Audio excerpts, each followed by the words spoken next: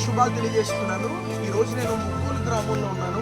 ఈ ముక్కోలు గ్రామంలో దగ్గర వారం నుంచి ఊరంతా మునిగిపోయి, చుట్టూరు అంతా మునిగిపోయి, మీకు ఏ విధమైన కిరాణా కానీ కూరగాయలు కానీ ఏ విధమైన ఆహారం ఇప్పటివరకు లేదు. చాలా ఇబ్బంది పడ్డారు. అయితే ఈరోజు దేవుడి కృపను బట్టి మేము వీరందరికీ ఆహారం తీసుకొచ్చాం. అయితే కూరగాయలు కిరాణా ఇవ్వాలి. దయచేసి మీరందరూ కొరకు ప్రార్థన చేయండి. మీరు చూస్తున్నారు కదా, ఇన్ని వందల మందికి కూరగాయలు కానీ కిరాణా కానీ ఏమీ లేవు.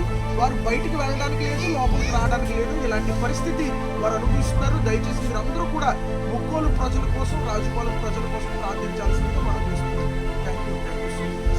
వందనాలు తెలియజేస్తున్నాం. ఈరోజు మరి చందు గారు పెద్ద పరిచయాలు చేస్తున్నారు. అంతేకాదు సాది ఆశ్రమం కూడా వృద్ధాశ్రమం నడిపిస్తున్నారు. ఎంతో భారపడమైన సేవ చేస్తున్నారు.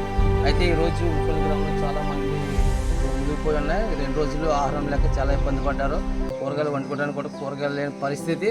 అయితే వాటన్ని గమనించి దేవుడు వారికి ఇచ్చిన ఆలోచనను బట్టి ఈరోజు ముక్కల గ్రామంలో కొంతమందికి ఆహారం పంచడం జరిగింది. ఇప్పుడు దాకా ఆహారం పంచిపెట్టారు.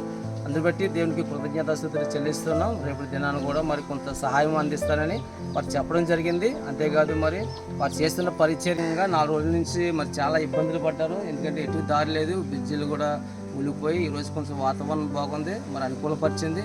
అలాగే దేవుడు వారికి ఇచ్చిన ఆలోచన బట్టి కొంచెం సహాయం చేస్తారు. అందుని బట్టి ప్రభుత్వాలు తెలియజేస్తున్నాం. అలాగే